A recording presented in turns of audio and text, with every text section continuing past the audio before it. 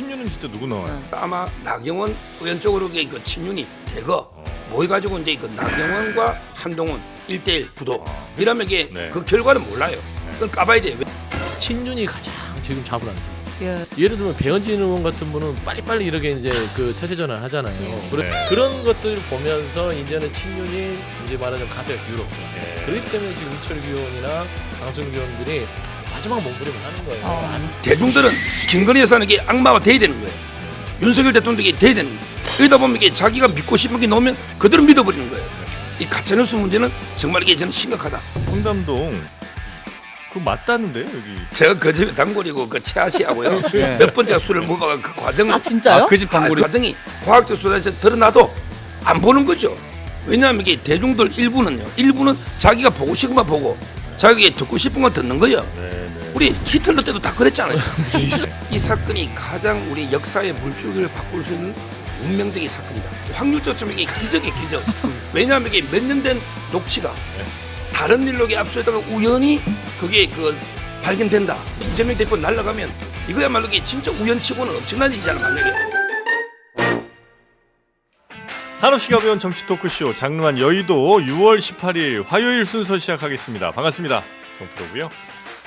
지금 대통령이 오전에 대통령 주재 27차 국무회의를 이제 주재를 했고요. 그 회의에서 보니까 내용은 이따 잠깐 얘기가 나오겠습니다만 대통령이 감기에 걸리셨더라고요. 마음이 너무 아픕니다. 건강하셔야 되는데 그래서 콧물을 계속 이렇게 훌쩍훌쩍 하시고 또 이렇게 코 푸는 모습 이런 모습들 굉장히 좀 안타까운 그런 상황인데 생각해보니까 저 안타까운 거야 이분에 비하면 아무것도 아니겠더라고요. 굉장히 마음이 아프셨을 것 같습니다. 서정욱 변호사님 어서 오시고요. 예 안녕하세요. 네, 국무회의 좀 보셨습니까? 예 좀 보다 왔습니다. 네, 마음이 좀 너무 아픕니다. 나라를 위해서 열심히 일하니까요. 너무 이제 내 몸 하나 돌보지 못하고 그렇게 열심히 일하다 감기까지 걸리신 거군요.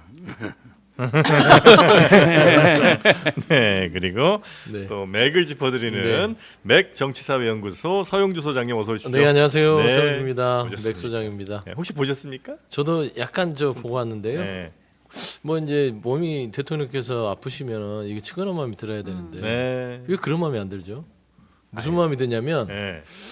대통령은 그래도 감기 걸려도 주치의가 있어서 치료라도 받겠다. 근데 요즘에 국민들은요 아프면 이거 병원 갈 수 있을까? 나 억지로도 아프면 안 되겠다. 이런 생각을 하는데 주치의는 파업 못 하나요? 못 하죠. 주치의. 바로 압수수색 들어갈 거예요. 국무회의 모두 발언 주제가 또 그거였고. 그러죠. 근데 이제 본인은 네, 그렇게 네, 네. 아프면은 이 국민들 환자의 마음을 헤아려야 되는데 답이 없네요. 네. 자, 그러면 오늘 또 뉴스와 함께 두 분의 논평을 좀 들어볼 텐데 콧물하면 또 이분이 원조입니다. 우리 신콧물 신혜영 네. 기자님 어서 오십시오. 안녕하십니까. 네, 반갑습니다. 사실 마이크 앞에서는 네. 코를 푼다는 게 쉽지가 않고 쉽지 저는 않죠. 주로 먹어왔는데 대통령께서 오늘 시원하게 한번 푸시더라고요. 동병상련 너무 시원했군요. 그래서 대리만족을 느꼈어요. 대리만족. 마이크 앞에서 정면에서 코를 풀 수 있는 그 용기. 늘 나도 하고 싶었지만 한 번도 하지 못했던 그 일. 훔치거나 먹었죠. 이거는 왕만 할 수 있어요. 왕만. 그런가요? 그럼요. 예. 자, 그리고 이상민 크리에이터 나왔습니다. 혹시 어대한이라는 말 아세요? 정말 노래를 부르고 싶습니다. 어대한 신나는 노래. 왜 노래 안 부르십니까? 혹시 조정훈 편이십니까? 어이가 없습니다. 동료 시민들을 위해서 열심히 뛰겠습니다. 네, 우리 네. 한동훈 위원장으로 인사를 시작하시네요. 깜짝 놀랐어요. 네, 근데 정말 잘합니다. 여기 옆에 오신 줄 알고. 네. 요즘 이제 다시 한동훈 전 위원장이 뭔가 보폭을 좀 빨리 하는 것 같습니다. 네. 그래서 아마 당연히 나오겠죠, 그죠? 그럼요. 나오죠. 예, 당연히 나오죠. 그리고 이제 대통령과 한 팀이 돼서 원 팀으로 플레이를. 아마 이제 대통령실도 그 한동훈 위원장이 당 대표 되는 걸 네. 용인하는 이런 이제 분위기입니다. 용인이에요? 용인이요? 응원이에요. 그러니까 어차피 이게 막을 수 있는 현실적 힘이 없어요. 대통령이? 예, 그럴 바에는 이제 차라리 강제를 원만하게 네. 그대로 이제 가져가기 좋죠. 억지로 이게 어떻게 막아요?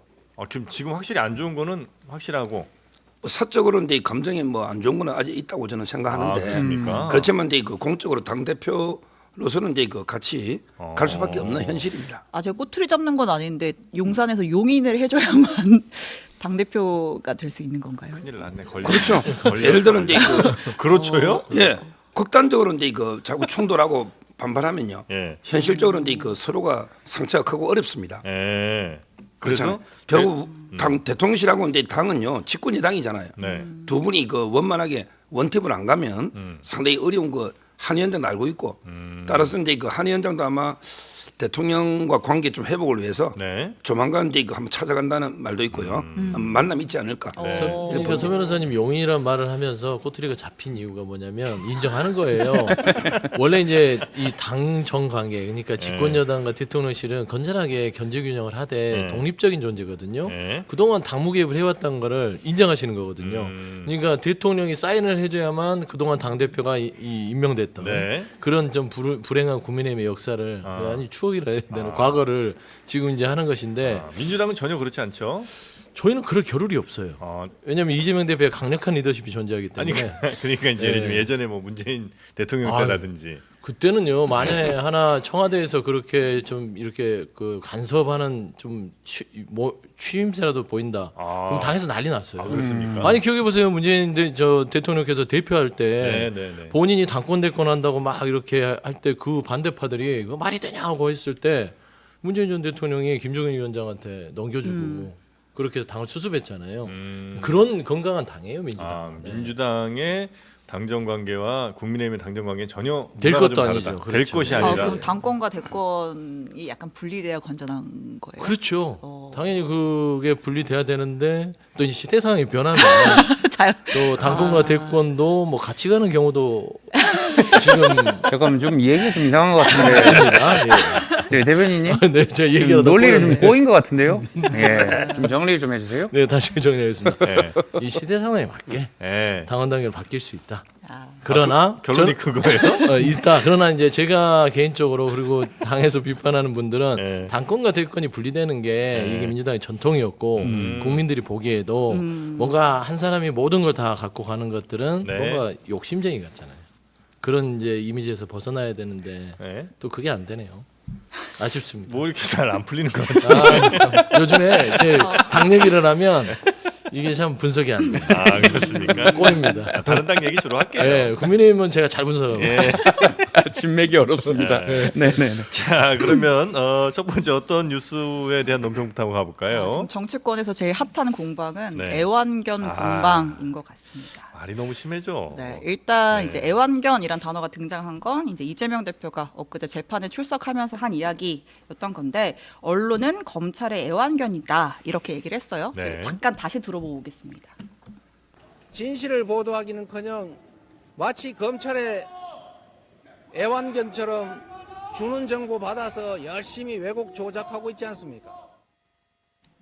이재명 대표가 이 발언을 했던 취지는 네. 이제 동일한 재판을 두고 동일한 법원의 다른 재판부가 다른 판단을 내렸다. 그러니까 안부수 회장이랑 이화영 전 지사 관련된 이야기를 한 것 같은데 네. 이제 그런데 그걸 언론이 제대로 분석하지 않고 그냥 있는 그대로 쓰고 있다. 검찰이 주는 정보 받아서 쓰고 있다. 그럼 검찰의 애완견과 다를 바 없는 거 아니냐?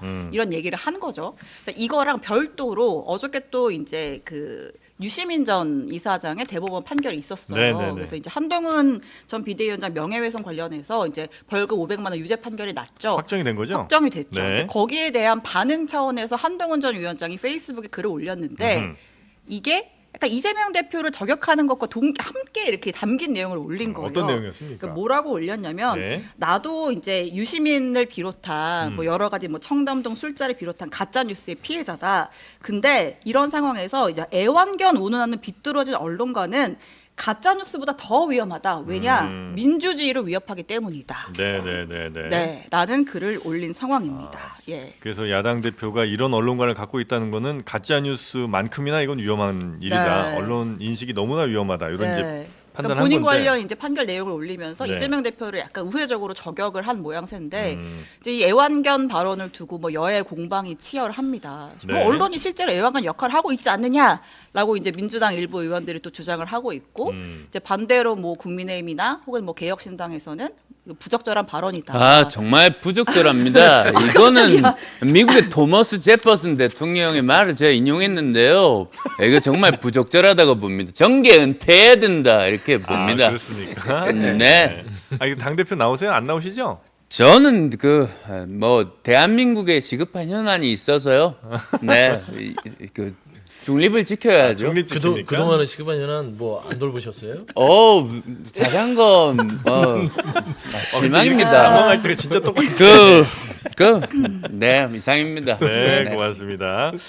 저도 이제 이 페이스북 글을 봤는데 예. 다른 건 뭐 그냥 차치하고라도 요거는 약간 좀 공감 가는 말이 가짜 뉴스는 대중들이 모를 때가 아니라 원할 때도 난폭해진다. 아. 요 얘기는 조금 지금 상황에 조금 뭐 좀 비슷한 진단, 정확한 진단이 아닌가 하는 생각을 이제 하긴 했었는데 말이죠. 여튼 한동훈 위원장의 이번 평가 혹은 뭐 이재명 대표에 대한 이야기는 어떻게 혹시 보셨습니까? 예, 이재명 대표의 발언 자체가 애완견이라는 것을 지칭해서 네. 언론을 규정해 버렸잖아요. 상대를 애완견이라고 했다는 부분들에 있어서는 다소 많이 불편할 수 있다. 그래서 단어 선택을 굳이 이렇게 했을까? 그러니까 학술 용어로 차라리 하는 게 나아요. 뭐 랩독이라든지 워치독이 있는데 네. 이 워치독 역할을 하지 못하고 무릎 위에 있는 뭐 랩독 역할을 해서는 안 된다. 이렇게 얘기를 하는 거랑 애완견이야 하는 게 뉘앙스가 다르잖아요. 예. 사람 말 한마디로 천냥빚을 갚는 것인데 그래서 이런 부분들은 조금은 득보다는 실이 많았다. 네. 근데 이재명 대표가 화가 날 만은 해요. 왜 그러냐면 검찰이 이렇게 끊임없이 윤석열 정부에서 야당 대표를 그냥 네. 무조건 범죄자로 만들어서 유죄 판결을 받아내고자 말겠다. 라는 그런 끊임없는 기소들이 있다는 것들은 너무 좀 질려서 이제는 좀 그 한계점에 다다른 것 같아요.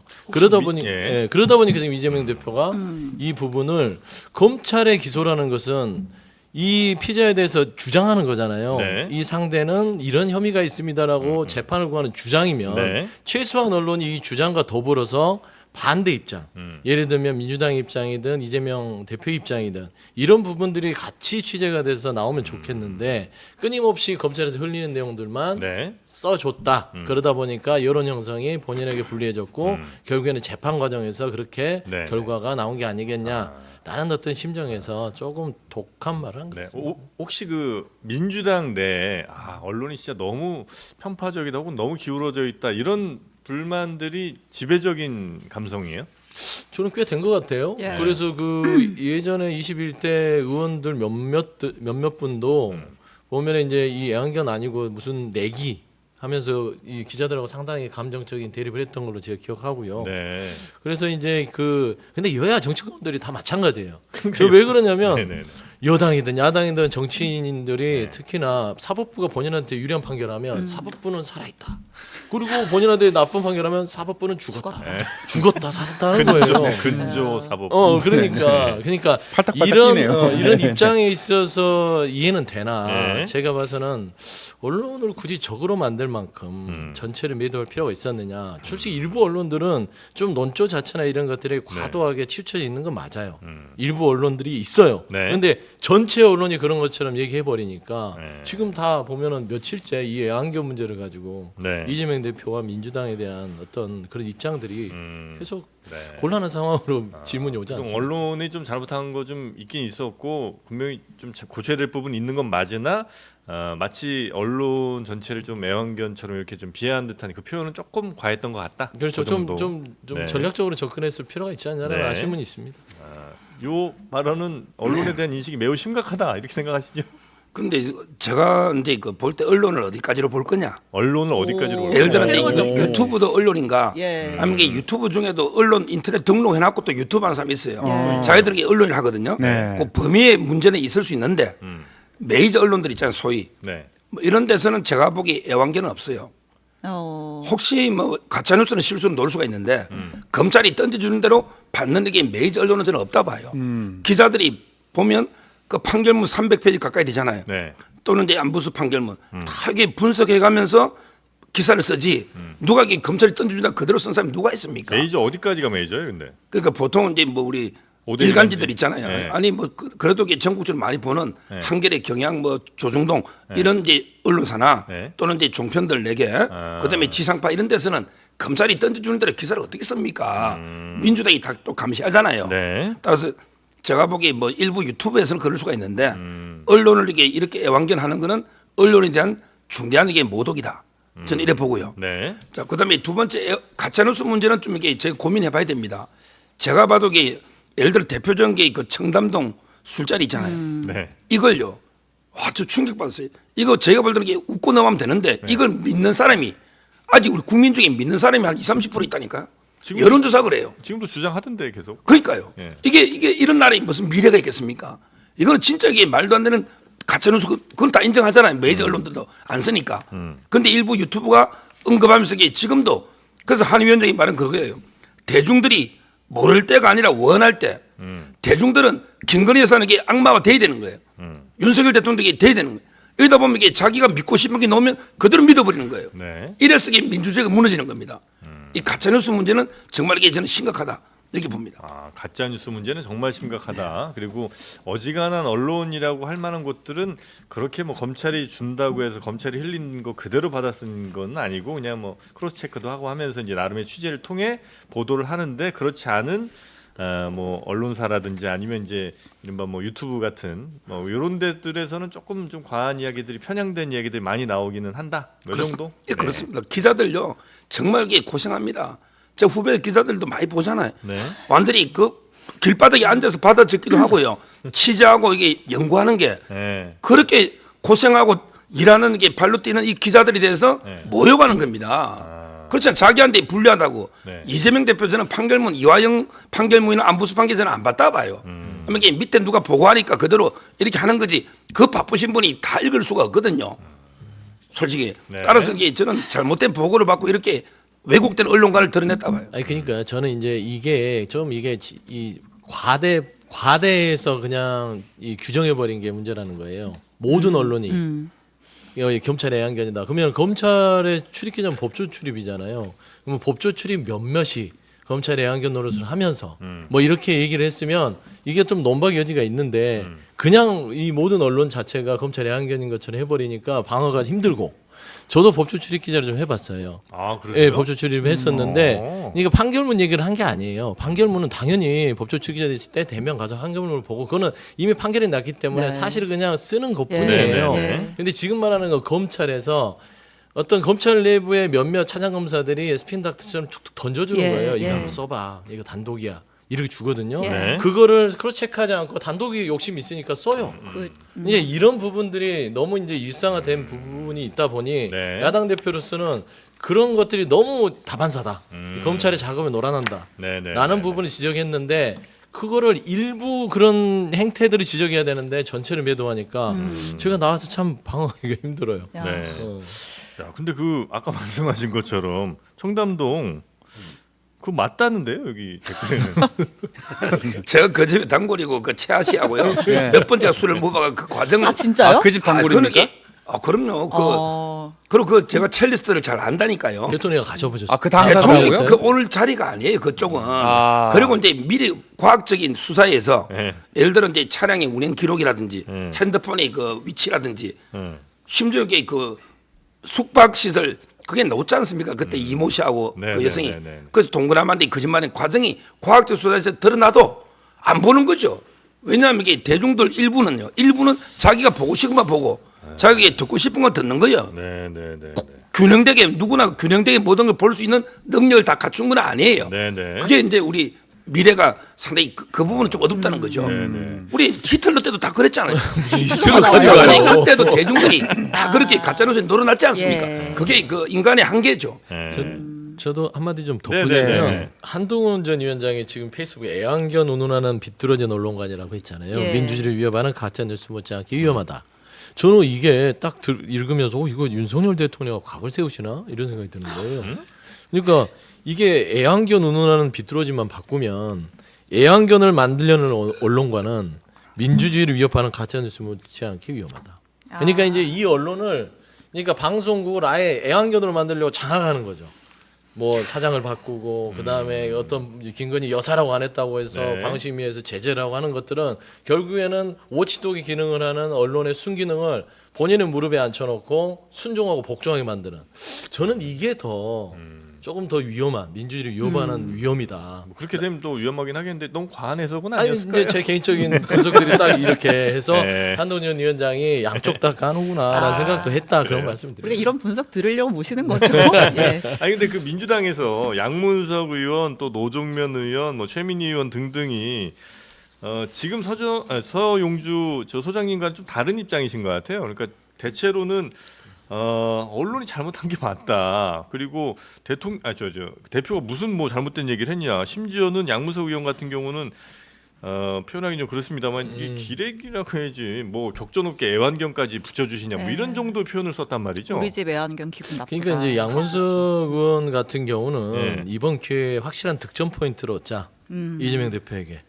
이때 뛰어들어가서 네. 더 격하게 이 이재명 대표의 편을 들어야 음. 이게 따지고 보면 향후에 뭐를 하더라도 당내에서 입지가 있을 거 아니에요. 네. 저는 봐서 과한 말을 더 주목받게 하려면 더 과한 말을 하는 거예요. 예. 그래서 그런 주목도를 높이기 위해서 좀 오버 메시지를 냈다고 보고요. 아, 그렇습니까? 노정면 의원 같은 경우는 이제 전직 언론인 언론인 출신이신데 출신이죠. 네. 저 같으면 그냥 어떤 입장을 내기보다는 이 판에서는 빠지시는 게 더 지혜로워요. 좀 그렇게 아, 품평을 그래요? 합니다. 그다음에 최민희 의원은 과방위원장이잖아요. 네. 예. 네. 그 과방위원장이기 때문에 이 부분에서는 좀 신중하게 얘기하셔야 되는데 이 세 분 다 이재명 대표에 대한 어떤 그 열정 애정이라고 해야 되나요? 그게 과도하게 있으시기 네, 네. 때문에 아마 그렇게 발언하지 않았어. 또 그 말이 다 틀린 건 아닌데요. 네. 저는 이제 되도록이면 조금 더 객관적이고 합리적으로 보려고 네. 하다 보니 저하고는 같을 수가 없겠죠. 당적은 민주당 맞으시죠? 네, 매우 오랫동안 제가 따지고 보면은 그 세 분들보다는 당적이 더 오래됐어요. 아, 그래요? 물어보신 분들이 자꾸 많아서. 의심하는 분들이 많습니다. 네. 저는 뼛속까지 민주당입니다. 아, 그렇습니까? 네. 근데 그 양문석 의원은요, 저하고 방송 오래 했거든요. 네. 근데 이분이 그렇게 그 강남의 부자들 있잖아요. 네. 투기 이걸 공격하더라고요. 어. 근데 본인은 딸 이름으로 그 사업자 대출 있잖아요. 사업도 안 하면서 네. 사기 대출이라고 저는 봅니다. 네. 이걸 이렇게 받아서 강남에 그 완전히 그 노른자의 아파트를 사가 네, 네. 이번에 팔아가 얼마 벌었습니까? 한 5억 좀 넘게 아마. 아니 그걸 이렇게 그렇게 제 말은 딸 이름으로 사업자 대출까지 받아서 강남의 아파트를 사는 사람이 네. 밖에 방송 나와서 이렇게 투기하면 안 된다. 강남 사람 이 위선 이거 자체로 이게 이런 말 할 자격이 있습니까? 서 변호사님도 강남에 딸 아니 저는 그런 말 안 하잖아요. 강남 사라고 하잖아요. 근데 그렇게 제 말을 공격하는 그 위선 이런 분이 어떻게 언론인을 공격할 자격이 있냐 말이에요. 본인의 행태를 되돌아봐야지.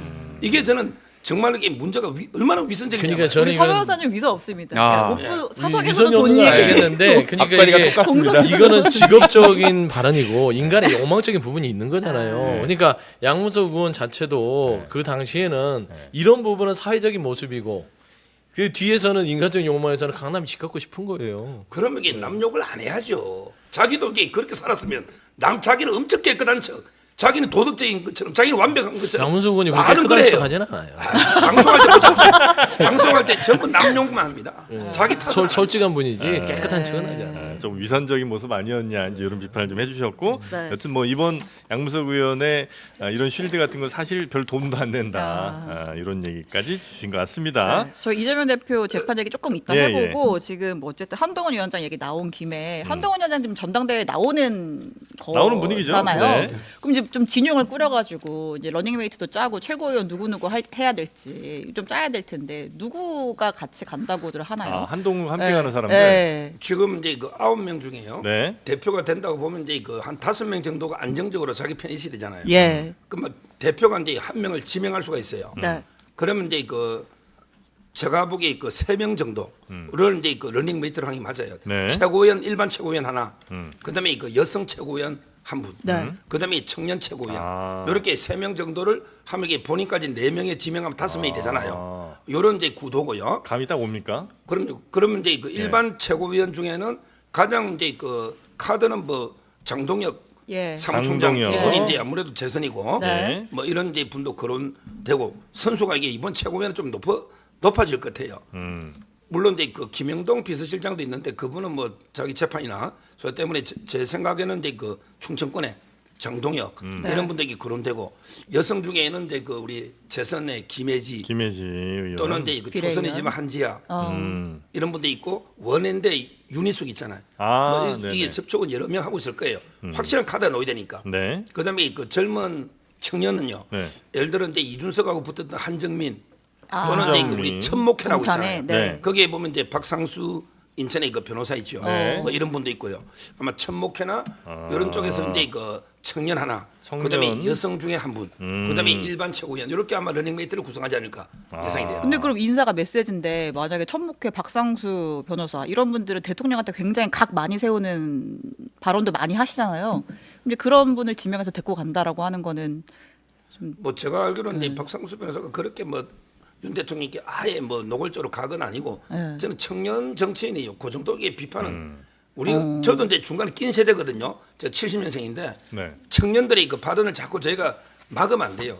자유롭게 청년들이 좀 소신껏 발언할 수 있도록 이런 분위기를 만들어줘야 되거든요. 네. 따라서 저는 뭐 천목회 활동이나 그 정도 발언은 대통령에게 충분히 뭐 허용할 수 있는 범위 내에서 이런 이제 발언들이죠. 근데 어디 사이에 끼신 거예요? 그러니까 노년층과 이제 청년층. 저는, 아, 그래요? 저는 50대 중반이니까 딱 중간에 낀 세대다. 아, 좀 위쪽은 아니시고 중간 세대라 이거죠? 예, 알겠습니다. 총선을 망친 사람들이 또 한 번 당을 망치려고 샴샴오 뭉치고 있어요. 맞아요. 이주 심판론 그 다시 한번 꺼내가지고 당을 말아먹으려고 하고 있어요. 민생에 집중해야죠. 이게 말이에요, 전 뭐예요? 당대표들 다 나오셨네요. 참그 참. 썩 다 물러가라. 나가요, 나가. 아, 여기에 더해 네. 이제 이철규 전 사무총장이 선거에 실패한 당대표 출마 안 하는 게 관행이다. 당원 어대한이라고 당원들을 모욕하는 발언이다. 뚜껑 열어보면 그렇지 않을 거다.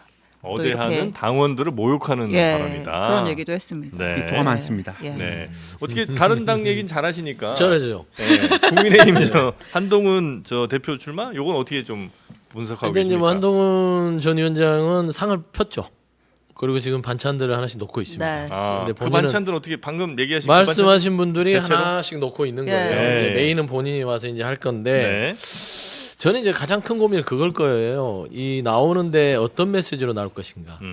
그 고심을 많이 했을 것 같고 그게 이제 등판식에 대한 결정을 가장 한동훈 전 위원장을 멈칫거리게 했을 것인데 윤석열 대통령과 각을 세우지 않으면 이번 전당대회에 나올 이유가 아무것도 없습니다. 그래요? 그러면 뭐 예를 들어 제2기 김기현 체제를 할 것 같으면 뭐하러 나옵니까? 아무나 시키면 되죠. 차라리 이철규 의원 당대표 시켜도 돼요. 저는 그렇게 생각합니다. 네. 근데 이제 한동훈 전 위원장이 온다는 건 보수층에서도 이제는 윤석열 대통령이 실망스러워. 여기는 미래와 희망이 안 보여. 이제 보수가 바뀌어야겠어라는 지지층들이 많이 이제 이 구성이 됐단 말입니다. 네. 내부적으로. 그랬더니 이제 한동훈 전 위원장은 내가 그 역할을 할 수밖에 없겠구나. 근데 윤석열 대통령이 각을 세우자니 애매한 거예요. 네. 아직은 3년이 남았고. 네. 그다음에 두 번째는 각을 세운다 한들 그러면 당원 80, 민심 20일 때 과연 당원들이 본인에게 지금 같은 지지도를 보내줄 것인가 리스크가 있어요. 네. 그러던 차에 갑자기 이재명 대표의 사법 뉴스가 터집니다. 이건 부담이 덜어지겠는데 하면서 사흘 연속 메시지를 날리죠. 이재명 대표한테 예. 그랬잖아요. 네. 호퍼 84조도 던지면서 쭉 던지고 나오기 전날까지 어제도 페이스북에 얘기했잖아요. 이재명 대표에 대해서. 언론관에 대해서 네. 또 지켜겠죠. 그러니까 이제는 네. 이재명 대표하고 각을 세워서 나오면 아. 본인은 모든 과실을 다 따먹을 수 있고요. 네. 결국 윤석열 대통령에 대한 각은 가슴속에 비수처럼 숨겨놓고. 품고 있다가 아. 대표가 난 다음에 그때 가서 꺼내도 때가 되겠구나. 되면. 그래서 저는 모든 판이 다 완성이 돼 있다고 보기 때문에 네. 한동훈 전 위원장은 전혀 부담감이 없다. 다만 친윤이 가장 지금 잡을안석이죠. 예. 친윤. 친윤들. 그러니까 이제 우리가 원래 줄이었는데 이제 비주류로 전락이 되는 것이고 어디 가서 줄 서지? 그러니까 예를 들면 배현진 의원 같은 분은 빨리빨리 이렇게 이제 그 태세 전환 하잖아요. 예. 그래서 이철규 의원을 네. 딱 패고 와. 한동훈 전 위원장 쪽으로 이렇게 몸을 기울인단 말입니다. 구독시 파일 공개하면서. 그렇죠. 네. 그런 것들을 보면서 이제는 친윤이 이제 말하자면 가세가 기울었구나. 예. 그렇기 때문에 지금 이철규 의원이나 강승규 의원들이 마지막 몸부림을 하는 거예요. 안 돼. 왜 책임 있는 사람이 나오면 되겠어? 말도 안 되는 소리죠. 그래서 한동훈 위원장 측이라고 해야 될까요? 고민이 많다는 거예요. 그러니까 어쨌든 이제 그러니까 구친윤 이제 뭔가 새로운 길을 모색하는 사람들 중에 좀 인지도가 있고 예를 들면 배현진 의원 같은 분들이 러브콜을 보내면 어쨌든 도움은 된다. 인지도나 어쨌든 그런 이제 보수층을 이제 마음을 가져오는데 도움은 네. 되는데 결국은 그 이미지를 그대로 흡수하는 거니까 이런 사람들을 손을 잡고 가야 될지 말고 가야 될지. 근데 또 왜냐하면 또 한동훈 위원장이 보수 정체성이 약하다 이런 평가도 일각에서 있잖아요. 또 친윤들이 공격하는 포인트이기도 하고. 그래서 뭐 이런 사람들도 같이 갈 수 있는 건지. 그 친윤이 또 가만히 있겠어요? 누군가 후보를 하나 또 내겠죠. 뭐 그게 뭐 나경원 대표일 수도 있고 누구일 수도 있고. 친윤은 진짜 누구 나와요? 네. 지금 이제 그 아마 한 위원장이 이제 스탠스를 네. 과연 이게 그 윤석열 대통령 관계에서 어떻게 취할 것이냐, 네. 차별화로 이게 계속 갈 거냐, 아니면 이제 그 원팀으로 갈 거냐. 여기 노선에서는 이제 그 참모들 사이에도 많아요 논쟁이. 네. 예를 들어 이제 뭐 진중권, 김경률 이런 이제 함은경 이런 분들은 좌파 쪽에서 넘어왔잖아요. 네. 이런 분들에게 윤 대통령과 차별화를 해야 된다. 이런 진중권 분들이 교수가 있고요. 한동훈 전 위원장 참모예요? 네, 참모. 아니 뭐 참모라기보다 자문을 해주는 친구니까. 근데 좌파에서 넘어가는 예. 게 맞아요? 이준석 교수가? 그렇다 치고 그건 한데 그런 건 중요한 게 아니니까. 예전에 근데 뭐 아주 예전에. 또 한쪽에서는요. 네. 또 한쪽에서는 이제 그 오히려 보수 쪽에도 그 참모들이 있잖아요. 예. 뭐 예를 들어 이제 그 어벤져스 이현종이나 신지호 이런 분들 네. 이런 분들에게 윤 대통령하고 한 원팀으로 가야 된다. 예, 예. 아직 임기 3년 있는데 이렇게 그 노선에 관한 게 여러 가지 의견이 있기 때문에 아마 한 위원장이 종합적으로 판단할 거로 보이고 그리고 이제 그 친윤은 이미 많이 분화되고 있어요. 네. 예를 들어 이제 이철규 전통 친윤도 있고 네. 그다음에 그 박정훈이나 배현진 의원처럼 이게 좀 분화가 많이 일어나고 있어요. 친윤이. 근데 아마 이제 그 친윤의 전체적인 정서는 그래도 이게 그 한동훈은 아직 어렵다 받아들이기가. 그래서 아마 이제 그 단일 후보를 좀 내야 된다. 아. 이런 이제 분위기가 많이 있어요. 그럼 누구? 거기에 네. 어떤 대표적으로 이제 그 나경원, 원희룡, 윤상현 중에서 이제 그 한 명 정도로 추려서 단일화해서 이게 밀어주면 예. 그러면 이게 의대안이 아니고 어차피 한번 게임이 안 되겠는가. 현재로서는 이제 그 윤상현 의원은 개인 지지도가 너무 낮잖아요. 예, 예. 그다음에 그 원희룡 후보도 이게 여러 가지 이제 그 이번에 선거 패배라든지 네. 좀 이게 제약이 있어요. 네. 그래서 아마 나경원 의원 쪽으로 이게 그 친윤이 대거 모여가지고 이제 그 나경원과 한동훈 1대1 구도 이러면 이게 네. 그 결과는 몰라요. 네. 그건 까봐야 돼요. 왜냐하면 이게 당심이 80%고 당심을 움직이는 전통적인 당원들 있잖아요. 이분들은 아직 한동훈 위원장에 대해서 반감이 꽤 있어요. 보수층에서 상당히 많아요. 따라서 이제 그거는 20% 여론이 있기 때문에 한번 이게 결과는 열어봐야 하는 거예요. 근데 나경원 의원의 그러니까 친윤 쪽으로 만약에 나경원 의원이 간다고 하면 나경원 의원 뒤에 이제 포지션이 대통령이 애매하지 그림자 나경원 싹 대표도. 비춰져야 되는데 네. 약간 잘 안 겹쳐지는 것 네. 같은데. 그러게 저는 친윤 네. 그룹들이 지금 보면 대통령을 너무 닮아가는 것 같아요. 전광판 안 봐요. 지금 전광판을 안 보는 것 같아요. 지금 친윤들은 한동훈 어대안이라는 왜 어대안인 말이 나왔겠어요. 그쪽에서 퍼뜨렸다고 얘기를 하는데 그거는 전광판 얘기해 주잖아요. 각종 여론조사 수치가 이게 뭐 이게 격차가 네. 너무 나는 거예요. 안철수 의원이 뭐 민생 현안을 예. 위해서 불출마했겠어요. 전광판을 보니까 안 되는 거예요. 그래 불출마한 거예요. 무슨 이게 말씀이세요? 아, 시급한 나오셨네. 문제가 굉장히 많습니다. 네. 그동안 뭐 네. 하셨냐고요. 시급한 문제 안 하시고. 하하하. 그러니까 그 전광판을 보면서 나오는 건데 저는 안철수 의원을 보면 예. 지금 현재 분위기를 가장 잘할 수 있는 지표예요. 아. 이게 불출마 선택했다는 거 이분이 뭐를 제대로 해보지는 못했지만 이런 동물적인 감각은 있어요. 간은 잘 봐요. 그렇기 때문에 여의도 대장금입니다. 그렇죠 대장금이죠. 그렇기 때문에 저는 안철수를 불출마했다는 거는 네. 이 전당대회 국민의 분위기는 어대안으로 끝났다라고 봤을 땐 친윤 그룹은요 나경원 의원을 세우든 누구를 세우든 뭐 하여튼 면피는 하겠으나 속의 목적 말씀한 대로 뭐 팽팽하게 모를 것이다. 그건 아마 희망사일 것 같아요. 확실히 근데 아마 한동훈 위원장 쪽으로 민심이 쏠리는 것 같은 거는 제일 확실한 지표가 그 테마주 아 그렇습니까? 보면 대충 나옵니다. 나와요, 흐름이. 네. 안철수 쪽은 아닌 것 같더라고 확실히. 떨어졌죠.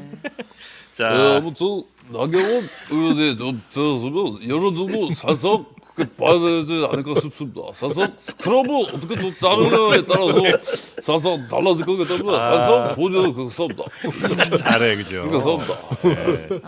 자 그러면 국민의힘 국민의힘 사정 요 정도 보면 괜찮을까요? 괜찮을까요? 네. 그리고 또 다음 뉴스 워낙 또 큰 뉴스가 있으니까 예. 예, 이재명 대표에 대한 뉴스가 하나 더 있죠. 그렇죠. 이제 이재명 대표가 총 4개의 재판을 받게 된 상황인데 네. 그 중에서 사실 결론이 제일 빨리 나올 걸로 그러니까 좀 예상을 하고 있는 게 위증교사 사건 재판이에요. 뭐 빠르면 올해 안에 나올 거다. 뭐 이런 상황인데 관련해서 국민의힘에서 어떤 녹취 파일을 하나 공개를 했습니다. 그 의총에서 틀어놓고 다 같이 들었어요. 근데 네. 이게 무슨 녹취 파일이냐면 그러니까 이제 사건 설명을 좀 드릴게요. 네. 그러니까 이재명 대표가 이제 변호사 시절에 되게 옛날입니다. 옛날에 이제 KBS PD가 어떤 사건 하나 취재를 하고 있었어요. 네. 분당 무슨 관련 사건을. 근데 그때 이제 검사를 사칭해서 김병랑 당시 성남시장과 통화를 했는데 네. 당시에 그 이재명 당시 변호사가 좀 관여를 했다, 공모를 했다라는 사건이 있었어요. 이게 이른바 검사 사칭 사건 뭐 이런 거죠, 이게. 예, 근데 네. 이제 관련해서는 2004년 옛날입니다. 이제 벌금형이 네. 확정이 됐는데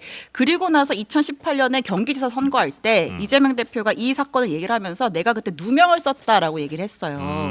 이제 그래서 이게 공직선거법상 허위사실 유포다라고 또 고발이 돼서 네. 또 이걸로 재판을 받았는데 2020년에 무죄가 났습니다. 네. 대법원에서.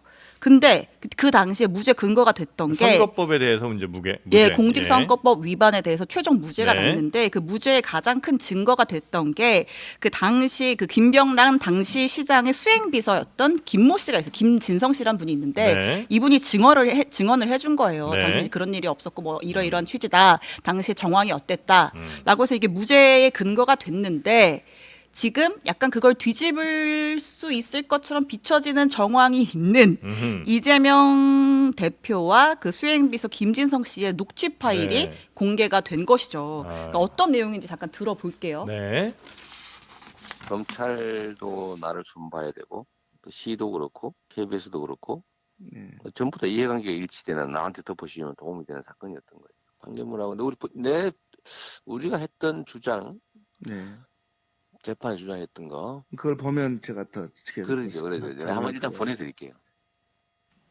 네, 그러니까 이제 재판에 출석해서 이제 증인으로 출석하는 수행비서한테 전화를 해갖고 뭐 이런 일이 있지 않았냐, 요거 예. 잘 기억해서 잘 증언해주면 좋겠다. 이제 요 정도 얘기를 한 건데 네. 이게 이제 민주당에서는 야 사실 있는 거 그대로 잘 증언해달라고 하는 게 무슨 문제냐는 그렇죠. 거가 이제 한 입장이고 네. 반대쪽에서는 야 이렇게 그러니까 증언을 하러 가는 사람들은 이제 그 사람이 기억나는 대로 그냥 증언하는 게 맞는 건데 이렇게 자꾸 이제 뭐 증언을 이런저런 쪽으로 좀 조정을 해서 미리 알려주고 이쪽 방향으로 증언하도록 압력을 행사한 거 아니냐. 이게 이제 이건 문제라는 입장이신 거죠? 지금 제가 이제 이재명 대표 뭐 혐의가 열 몇 개 되잖아요. 그 중에 몇 년 전부터요. 네. 이 사건이 가장 우리 역사의 물줄기를 바꿀 수 있는 운명적인 사건이다. 지금 이 사건이요? 예, 몇 년 전부터 제가 그랬어요. 왜냐? 이거는 기적입니다. 이게 있을 수가 없는 녹취예요. 아 이게 기적이에요? 일단 이게 이재명 대표가 직접 전화해서 네. 부탁한 게 거의 없어요. 대부분 이제 정진상이나 다른 사람 시키죠. 아. 직접 전화했는데 이게 또 녹음을 그때 일부러 할 이유가 없는 네. 자동으로 이게 녹음이 되는 게 있었고요. 네. 근데 김진성 씨가 낸 게 아니에요. 네. 백현도 수사다가 이게 보통 몇 년 지나면 핸드폰을 바꾸거나 네. 없어지잖아요. 네. 근데 백현도 수사하는 과정에 이게 있었던 거예요. 이거는 기적, 확률적으로 이게 기적이에요, 기적. 왜냐하면 이게 몇 년 된 녹취가 네. 다른 일로 압수했다가 우연히 그게 발견된다. 네. 이걸로 이재명 대표 날아가면 이거야말로 이게 진짜 우연치고는 엄청난 일이잖아. 만약에 나중에 판결을 봐야 되겠지만 이걸로 이제 만약에 뭐 의원직이나 대표 날아가면 그래서 제가 이게 엄청난 이런 녹취가 놀 수가 없거든요. 대장동의 기적이다 이건. 아니 백현도 수사하다가 백현동의 이게 기적. 나왔다니까요. 네네. 김재승 핸드폰에. 네네. 그런데 몇 년 전에 있게 핸드폰을 그렇게 녹취를 고의로 하지 않는 이상은 안 두거든요. 네. 그리고 이재명 대표도 이게 그때는 좀 방심했던 것 같아요. 네. 왜? 요걸 이해하려면 이게 두 가지를 이해하면 돼요. 네네. 첫째, 김진성과 이재명은 수프 갑을 관계예요.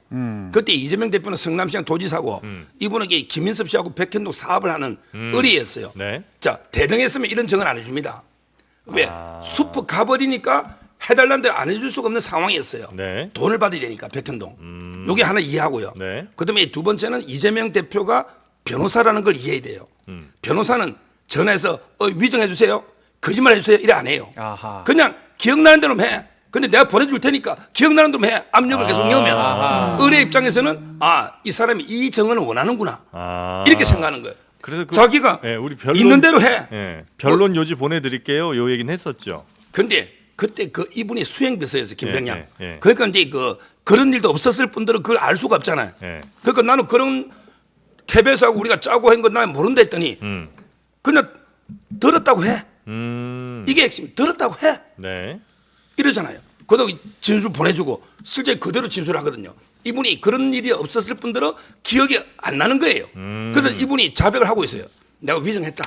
그러면 이게 정범, 주범이 위정 인정하는데 그걸 부탁한 교사범이 무죄가 나올까요? 자, 그러면 이게 형량은 얼마나 나올까요? 우리 위정 사건 중에 실형이 나오는 게 20%, 네. 집행유예가 30%, 네. 그다음에 벌금이 50%예요.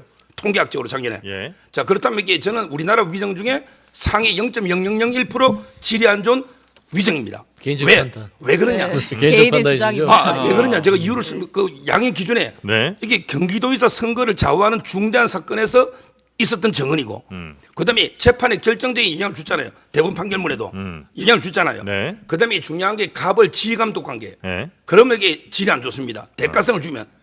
따라서 이게 양형 기준표에 의할 때는 상당히 그 질이 안 좋은 위정이다. 유죄가 넣었을 때는 제가 보기 집행유예만 넣어도 당선 무효가 되는 거죠. 그러니까 실형에 집행유예가 나오더라도 이거는 이제 어쨌든 실형인 거니까 당선 무효형이 나올 수밖에 없다. 예. 네. 그러니까 이건 서정욱 변호사님의 개인적인 예. 입장이라는 건데 네. 너무 주관이 많이 들어가시고 희망사항인 것 같아요. 네. 어떻게 해서든지 이재명 대표가 유죄가 나왔으면 좋겠다. 그것도 0.0001%의 최상위급의 어떤 죄질의 안 좋은 기적이라는 죄질 기적으로. 댓글에도 예, 비토가 많습니다. 네. 기록이 기적이 아니라 논리가 기적이에요.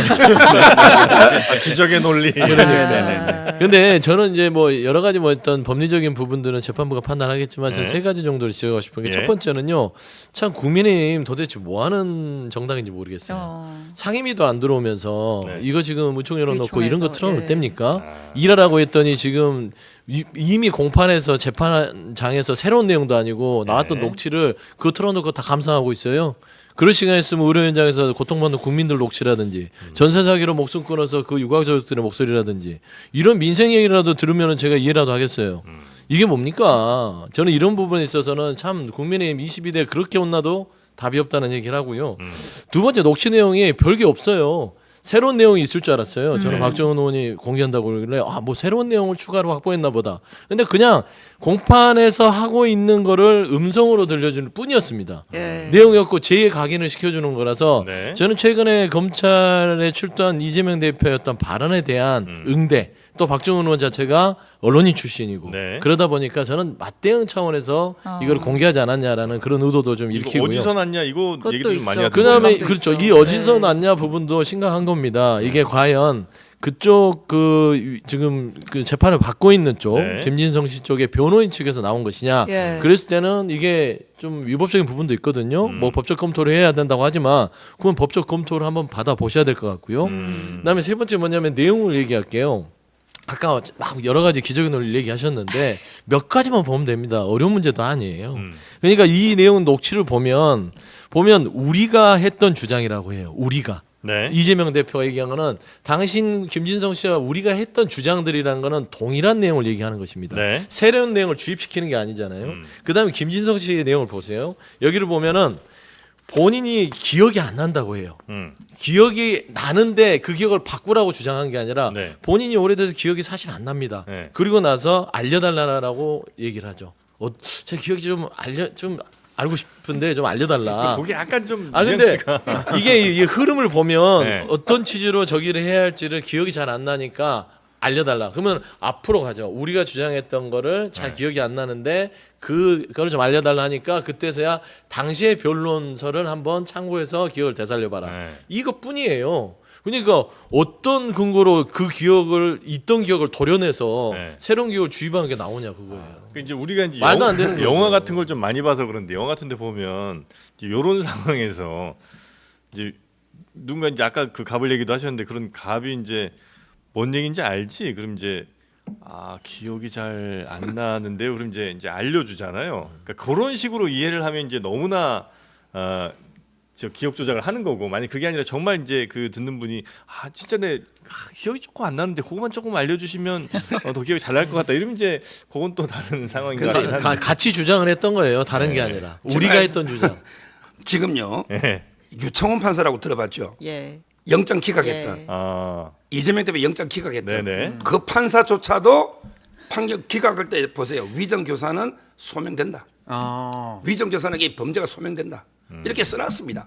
유창훈 판사도 지금 저기 우리 서영주 소장님 잘못 알고 있다가 나중에 유죄 나오면 또 판사 요구하면 안 됩니다. 저는 이 판사 판사는 요구하는 내용을 다 알기 때문에 이거는 제가 보기에 100% 유죄가 나오는데 그때 가서 판사 요구하지 말라고요.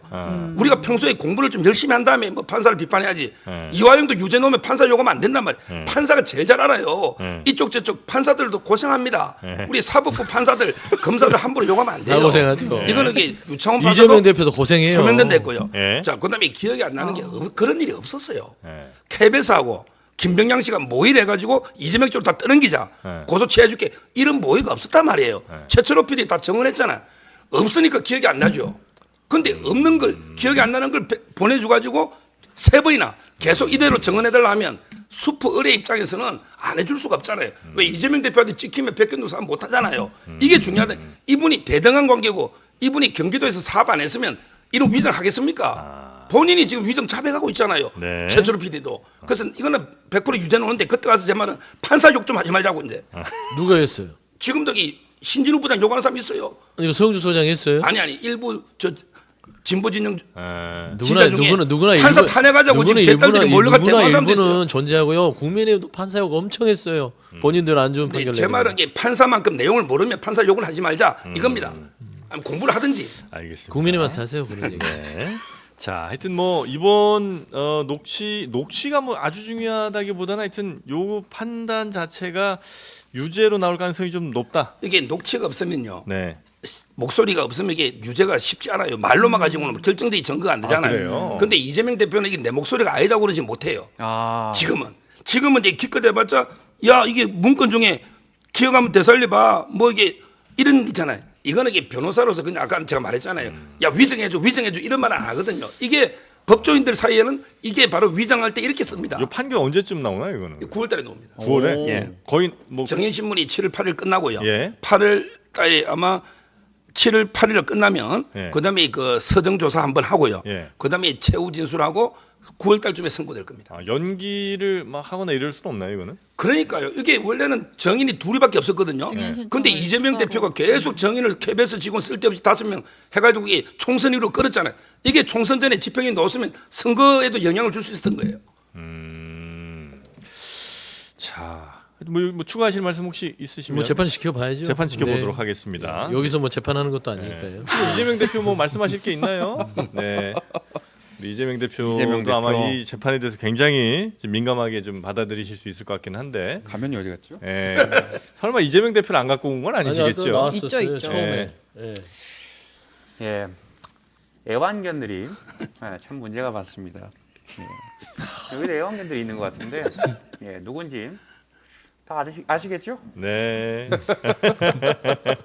네, 여기 알겠습니다. 애완견이 누군데요? 정영진 씨가 저요? 제가 무슨 애완견입니까? 그런 말 한 적이 없는데요? 저는 이제 와치독. 네. 독이란 건 인정하셨네요. 네, 저 경비견으로 가겠습니다. 네. 자, 그러면 요 이슈는 뭐 요 정도로 하고요. 야, 시간이 많이 지났는데 빨리빨리 네. 좀 가볼까요? 요 이슈 그냥 짧게 다루고 네. 가겠습니다. 아직 벌어진 일은 아니어서 이제 이번 주 금요일 최상병 특검법을 놓고 법사위에서 빅 이벤트가 열립니다. 이제 입법 청문회가 열리는데 이 자리에 이종섭 전 국방장관 그리고 이제 박정훈 대령 그리고 임성근 사단장 모두 그러니까 이제 최혜병 사건의 핵심 인물들 수사 외압 사건의 핵심 인물들이 모두 네. 한 자리에 모이는 거라서 이게 사실상 말이 입법 청문회지 뭐 거의 국정조사급으로 판이 커질 거다 네. 이런 전망이 나오고 있는 네. 상황입니다. 자, 정프로는 와치독이 아니라 돈독이라는 얘기가 댓글이 있나요? 올라오고 정확합니다. 있네요. 정확하게 머니독이 보시네요. 천천히. 네, 예. 잔뜩 올랐습니다. 돈독이. 네. 자, 다음 뉴스도 한번 가볼까요? 아 바로 넘어가요? 바로 넘어가요. 기분 나빠서 못 넘어갈까요? 기분 나빠서 못 듣겠어 더 아 이상. 그래요? 헤드라인만 보고 갑니까? 아 근데 네. 요거를 사실 뭐 그 지난번에 그 지난주 금요일 법사위에서 벌어진 일이 하나가 있었는데 근데 그때 저희 이제 방송 끝나고 나서 했던 일이라 법사위에서 굉장히 충격적인 그 좀 주장 얘기가 있었어요. 뭐였죠? 이성윤 의원이 했던 아 그건 뭐 조금 예. 참 좀 입에 오르기에도 예. 너무 더러워. 좀 더러워요. 그럼 다루지 마요? 근데 그런 일이 있었다는 거죠. 있긴 있었다는 거죠? 예, 그러니까 검찰에 오래 있었으니까 네. 뭐 당연히 있죠. 그분이요 검찰국장하고. 근데 솔직히 검찰에 하면은 지검장까지 한 사람이 그 후배들한테 그게 뭡니까? 그게 뭐냐면 네. 그게 실제 했던 겁니다. 예, 실제 있었던 아니, 거예요. 일단 그러면 그러니까 약간만 이성윤 하여튼- 의원 네. 그 주장을 잠깐만 들어볼게요. 그럴까요? 네. 짧게. 예. 다음날 아침 검찰청 공안부 민원인 대기실 바닥에 설사 형태의 똥이 대량 발견되었고 남성 화장실 세면대 및 벽면에도 똥이 대량 발라져 있었다고 합니다. 초문이라서 뭐 좀 처음 듣는 얘기입니다. 그러니까 사실이라면 참 관심을 가지고 다룰 수밖에 없는데 지금 저희 그 공수처의 뭐 수사 대상인지 그런 부분은 또 좀 따져봐야 되니까. 지금 이제 오동훈 공수처장이 나온 자리였잖아요. 이제 거기서 이성윤 의원이 이 사건 좀 들여다봐 달라라고 주장을 하면서 나온 건데 무슨 얘기냐면 2019년 1월에 이제 검사 30명이 울산지검 1층 간부식당에서 회식을 했다. 연태 고량주 먹고 굉장히 뭐 만취하고 뭐 이렇게 해가지고 네. 술을 많이 먹었는데 그 다음 날 이러이러한 방금 들으신 그런 일들이 점심시간 있었다. 다 돼서 이게 무슨 일입니까? 그러니까요. 그걸 왜 죄송합니다. 원래 그러니까 이게 인사불성이 되면 바른지 안 바른지 모를 아하. 정도로 이렇게 취했다는 건데 예. 이거는 요지는 이 사건의 개별성보다 저는 이런 데 주목해야 될 거예요. 검찰이 이만큼 내부적으로 막무가내다. 아나무인이고 통제가 안 되고 있고 안에서 본인들 하고 싶은 대로 하는 집단이다라는 그런 부분들을 얘기하는 것 같아요. 그래서 저는 이런 부분들의 검찰의 기강들을 바로 세우고 검찰도 누군가의 견제를 받아야 되지 않겠냐라는 거를 지금 공수처장한테 얘기하는 거 아니겠습니까? 예. 네. 근데 그렇게 이해해야죠. 이성윤 이분이 이게 2019년 일이죠. 예. 2019년 7월부터 2020년 1월까지 법무부의 검찰국장입니다. 예. 본인이 예, 검찰국장이 검사들 인사를 다 총괄하는 게 검찰국장의 비포. 인사하고 징계하고 저렇다면 그런 거 이게 하죠. 그때 문제 삼아가지고 징계를 해야죠. 그때 왜 은폐했습니까? 본인이 검찰국장이면 저거 문제 삼아서 징계해야 되잖아요. 지금 몇 년 지나가 처벌도 안 되는 시효도 다 지난 걸 이제 와서 이게 공개적으로 후배 검사 욕보인다. 이거야말로 이게 진짜 선배 검사로서 너무 이게 누워서 침 뱉는 거 아닙니까? 본인이 그때 검찰국장이었어요.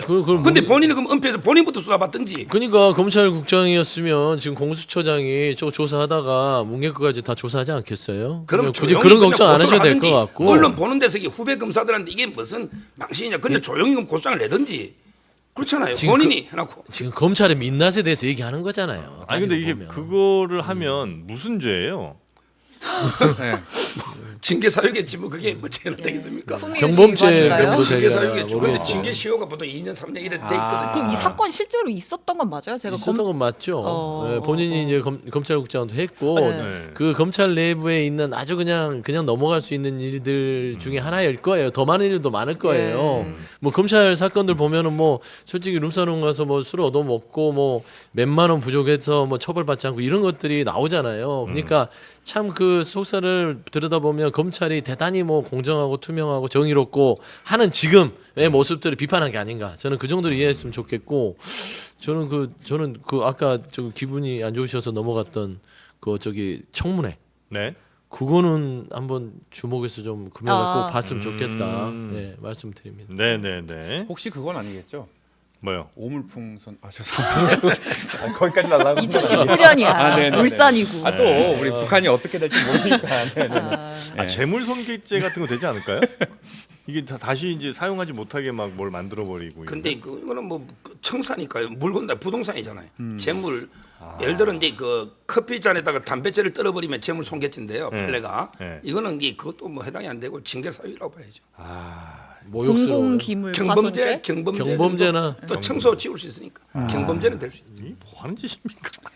자, 국회 다음 상황. 거 네, 볼까요? 또 짧게 하나 가겠습니다. 네. 원구성 협상 우리 모두가 예상했듯 시한을 넘겼죠. 자, 우원식 국회의장 기자회견 열고 의석수에 따라서 총 18개 중에 민주당이 11개, 국민의힘이 7개 가져가는 게 맞는 거 아니냐. 빨리 합의해라. 라고 얘기를 한 거예요. 어떻게 보면 이제 민주당이 다 가져가겠다라는 다 가져갈 수도 있다라는 상황 얘기까지 한 상황에서 그러니까 이제 뭐 예를 들면 법사위원장이나 이런 게 합의가 안 되면 상황에서 어쨌든 이게 의석수대로 나눠 가져가자라고 얘기를 했는데 지금 국민의힘이 계속 보이콧을 하고 있잖아요. 네. 뭐 법사위도 안 들어가겠다, 아무것도 안 들어가겠다 하고 있는 상황에서 오늘 우원식 국회의장의 이 강제 배정, 상임위 강제 배정이 무효라면서 108명 의원 전원 명의로 헌법재판소에 권한쟁의 심판을 청구를 했습니다. 네. 예. 자, 요거는 어떻게 7개라도 갖고 오는 게 맞아요? 어떻게 해요? 법사위를 포함하면 가져와야죠. 법사위 안 주고 그러면 이게 나머지 의미가 없어요. 의미 없어요? 예, 법사위를 하나 주고 이게 6개 주면 되죠. 원래 이런 게 있잖아요. 대여 대취.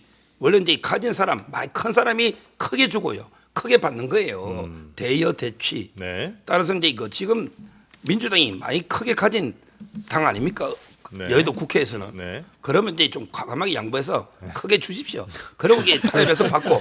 아니, 그 우리 그 김대중 노무현 정신을 개성한 당이 아닙니까? 이럴 때만 김대중 노무현 정신. 이럴 때만. 이럴 때는 읍소. 아니 이제까지 이게 그 다 1당이 의장 가져가면 2당이 법사위원장 해서 서로 견제 균형하면 되잖아요. 아, 톤이 많이 달라지셨네요. 아니 뭐 때문에 다 가지려 합니까? 자기들이 많이 가진 사람이 자기들이 알짜 딱 골라가지고 의장, 법사위, 운영이, 가방이 우리 다 가지고 나머지 찌끄러기처럼 이렇게 몇 개 줄 테니 먹을라 먹고 너 먹기 싫으면 우리 다 먹게. 이게 뭡니까? 이런 식으로 이게 하면 이게 민주주의가 아니에요. 가짜 뉴스예요. 이게 김대중 정신이 아니고 노무현 정신이 아니에요. 이런 데다 김대중 노무현 정신 들이대지 마세요. 네, 국민의힘은 가짜 뉴스다, 이거는. 왜 가짜 뉴스냐면 네. 민주당이 다 먹으려고 한 적도 없고요. 11대 7 나눠 놨잖아요. 의석수에 따라서 나눠 놨잖아요. 네. 이게 뭐 어떻게 다 먹으려고 한 거예요? 그리고 두 번째, 우리가 안 줬다고요? 21대 후반기 때 법사위도 줬죠. 예. 운영에도 줬죠. 예. 과방에도 줬어요. 한번 해보세요 했더니 어떻게 됐어요? 왜 우리가 민주당이 이런 줄 아십니까? 한번 협치하고 줘봤더니요. 아주 그냥 아무 일도 안 하고요. 그냥 대통령 방어하고 대통령 배우자 방어하고 일도 안 하고 이렇게 된 거예요. 근데 이거를 또 방치하라고요.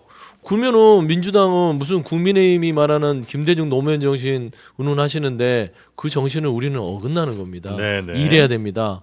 그리고 국민 챙겨야 됩니다. 그렇기 때문에 솔직히 11대 7에서 7개 그냥 들어오시는 게 가장 좋고 네. 지금 법사위 지금 추경호 원내대표가 또 들어와서 법사위 달라고 그렇게 징징이는 아니고 하여튼 또 얘기하시는데 네, 그럴 생각 전혀 없죠? 예, 없어 보이는 거예요. 네. 결국에는 이번 거는 후진이 안 되는 그냥 자전거 같이 출발해 버렸어요. 네. 되돌릴 수 없어요. 그러니까 7개라도 받고 네. 받으시든지. 만에 하나 네. 좀 나름대로 좀 뭘 챙기려면 우정이라도 그러면 좀 달라. 뭐 라고 없애보시라. 하면 모를까 무슨 법사위 얘기를 그거는 어디 가니 금요일에 법사위를. 스리슬쩍 법사위 들어가면서 약간 복귀할 수도 있다. 그게 저 외통수라고 보는 거예요. 아. 그래서 이 청문회를 이 던진 것들이 민주당이 아주 신의 한 수다. 이유는 뭐냐면 이 법사위를 안 들어가자니. 그러니까요. 그러니까 21일로 제가 알고 있는데 금요일인데 안 들어가면은 이게 법사위를 달라는 것도 대통령 방어하기 위해서 달라는 거거든요. 근데 이거를 상임위를 법사위를 안 들어가면 네. 민주당이 이 증인들 다 불러놓고 막 청문회를 이끌어갈 거란 말입니다. 그럼 여기서 방어를 안 해요. 네. 그럼 여기서 어떤 실수가 나올지 모릅니다. 윤석열 대통령하고 이준석 전 장관 4차례 통화한 내용이 표질이 맞춰지잖아요. 네. 그럼 난리 나는 거예요. 그래서 저는 21일날 금요일날 네. 어떻게 해서든지 들어올 거예요. 그래서 저는 들어올 거라고. 저는 그래 봅니다. 왜냐하면 상임위를 그 전에 어떻게 해서든 조르든 어떠든 하다가 네. 마지못해서 합의 보고 법사위 들어오는 모양새로 저는 마무리되지 않을까 봅니다. 그런데 법사위가 윤석열 대통령 뭐 방어 때문에 한다는데 숫자가 적은데 방어가 됩니까? 오히려 저는 지금 법사위는요 이재명 대표의 로펌처럼 변했습니다. 거기 정청래, 서영교, 장경태 이분들에게 그냥 이재명 대표 방탄 방어에 계속 여론들을 펴고 있고요. 그다음에 그 이건태, 박균택 이분들에게 대장동 변호사들입니다. 네. 이분들에게 이재명 대표 노골적으로 변호하고 있고요. 거기 법 만드는 김성원 간사, 그다음에 그 김용민 이자들에게 말도 안 되는 법을 만들고 있어요 지금. 근데 법사위를 틀어준다고 해서 이재명 대표에 대한 그 사법 리스크를 어떻게 막는 거예요, 그러면? 그러니까 말도 안 되는 게 검사 탄핵 또는 이게 검사 특검 이런 게 판사까지 처벌 이런 법을 막 만들려 하고 있고요. 네. 계속 지금 이재명 대표의 방탄 로펌처럼 법사위가 돼버렸다니까요. 이걸 바로잡자는 거예요. 그 우리 국민의힘이 법사위원장 한다 해서 윤석열 때도 방어 안 됩니다. 돼요. 21대 때 방어를 했잖아요. 패스트트랙 태우고 막고 시간 끌고. 그러니까 말씀한 대로 맞아요. 국민의힘 수가 적으니까 네. 법사위원장을 반드시 가져와야 됩니다. 수가 많아 버리면 법사위원장 물론 법사위원장이 있으면은 회의를 주재하고 말고에 대한 권한이 있으니까 네. 법사위원장이 중요하지만 네. 수가 많으면 이렇게까지 뭐가 안 매도 될 거예요. 네. 근데 수가 적은 마당에 이 법사위에 법사위원장을 안 가져오면 방법이 이거는 없구나. 방법이 없어요. 네. 와서 그냥 막 목소리 높여서 그냥 핏대 세우다가 나가는 수밖에 없는 거거든요. 표결하고 끝. 그 아니면 퇴장. 네, 그렇기 때문에 저는 좀 지혜를 발휘하려면 네. 저기 그 상임위 받고 나서 내부에서 싸워라. 없어 보여요. 근데 이 밖에서. 권한쟁의 심판 청구한 거는 이걸 뭐 했다고 해가지고 지금 쓸데없는 뭐, 짓을 한 거죠. 네. 근데 이건 이제 좀 다른 문제긴 한데 특정 상임위가 그렇게 국회 내에서 너무 중요한 만약 역할을 하고 있다면 그건 좀 분산해야 되는 건 아니에요? 저는 제가 네. 이게 우리들 여의도의 문법이지 국민들은요 상임위가 어떻게 배분되는 데에 대해서 사실 큰 관심이 없고요. 네, 네. 그걸 갖고 오래 싸우잖아요. 그러면 이 양반들이 저기 일하라고 저기 뽑아놨더니 밥그릇 싸움하네. 네, 네, 네. 뭐가 뭐 이해 충돌이 있나? 그 상임위에서 뭐 해먹을 게 있나? 뭐 이런 오해를 국민적인 시각을 한단 말입니다. 그러진 않지만 네. 그러니까 담백하게 전해진 국회법에 따라서 11대 7로 나누고 협의가 안 되면 포기할 땐 포기하면서 일하고 그러다 룸을 보면서 하반기 때는 법사위 우리를 달라 이런 협치를 발휘하면 되는데 왜 제가 이 국민의힘이 법사위를 고집하는 이유가 윤석열 대통령과 배우자를 지키려고 하냐면 전반기에 반드시 그래야 돼요. 그래야 지금 특검 통과되는 걸 막을 수 있습니다. 보통 같으면 하반기 하면 되잖아요. 아니 그러니까 국회 내에 어떤 특정 상임위가 있어서 국회에 일어난 모든 일들을 마치 그 병목에서 뭔가 딱 쥐고 있는 것처럼 해버리면 이거는 사실상 국회 상위 기관처럼 느껴질 수도 있잖아요. 그래서 법사위를 꼭 가야만이 진짜 권력을 가진 것처럼 느낄 수도 있고, 그러니까 그래서는 안 될 거 아닙니까? 그러니까 법사위가 가진 권력을 조금 뭐 권력이라고 한다면. 그래서 예전부터 네. 뭐 어쨌든 법사위 자꾸 심사 뭐 하고 해야 되니까 거쳐서 가야 되니까 네. 그래서 그 중간 관문 역할 하는 거 없애자 이런 얘기들도 있긴 있었는데 네. 지금의 문제가 되는 거는 그런 차원에서 법사위가 상위기관이어서가 아니라 네. 너무나 많은 사법 리스크가 국회에 존재하기 때문에 네. 거기서 법사위원장이요 네. 아예 그냥 통과를 안 시켜주면 네. 패스트트랙을 또 태워야 돼요. 거기서 그렇죠. 안건 소위를 해서 본회의를 직상정해서 거기서 패스트트랙 묵혀서 네. 그러면은 막 200일씩 250일 잡아놓는단 말이에요. 이런 비생산적인 것들을 하지 말자. 네. 그러니까 그 특검 막느라고 민생법안도 같이 처리가 안 돼 버려요. 네. 그래서 저는 그런 부분에서는 한번 경험해 본 바로는 국민의힘 줬더니 안 나라가 안 되더라. 돌아가요. 지금 법사위가 사실상 지금 불법위가 됐어요. 지금 민주당에서 수사받고 있는 사람들이 다 지금 법사위에 들어가 있어요. 이성윤, 전현희 그리고 저기 누구의 장경태 다 지금 수사받고 있잖아요. 어떻게 지금 이럴 수가 있어요? 아 오랜만에 이렇게 뵈니까 또 왜? 반갑네요. 울산에 안 계시나? 네. KTX 타고 갈 거예요. 좀 신경 쓰지 마시고요. 페이스북에 좀 그걸 잘 써놨어요. 알겠습니다. 자 그리고 다음 뉴스도 한번 가볼까요? 오늘 여기까지 하면 될 것 같고요. 아, 그다음에 그래요? 속보 하나를 전하자면 오늘 네. 이제 민주당이 각종 상임위 가동시켰는데 과방위에서 방송 3법, 방통위법 이제 야당 단독으로 통과가 네. 됐다는 속보가 들어와 있습니다. 알겠습니다. 네.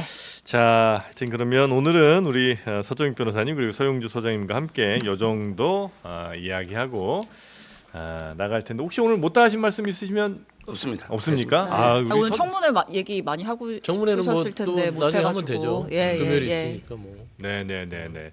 그리고 우리 저 이상민 크리에이터 저는 정말 오늘 보고 싶었던 듣고 싶었던 분이 한 분 계셨는데 누구죠? 예, 송영길 대표 한번 잠깐. 그죠. 아. 소나무. 예. 아니 송영길 대표를 매주 이렇게 찾으시니까 엔딩 요정처럼 거의 코너 아, 엔딩에 매번 안녕하십니까 송영길입니다. 정말 매주 이렇게 공판을 치르면서 정말 예전 로마 시대의 코모두스 황제가 떠오릅니다. 선친이었던 코모두스 황제의 선친이 정말 아버지의 그 뜻을 거스르고 정말 네. 칼을 찌르고 아이고. 글라디에이터 그 알겠습니다. 검투사들은 다시 하면서 정말 네. 무수불이 권력 휘두르지 않았습니까? 아이고 검사들이 알겠습니다. 정말 네. 끊지 마세요. 물병 항상 던져버렸어요.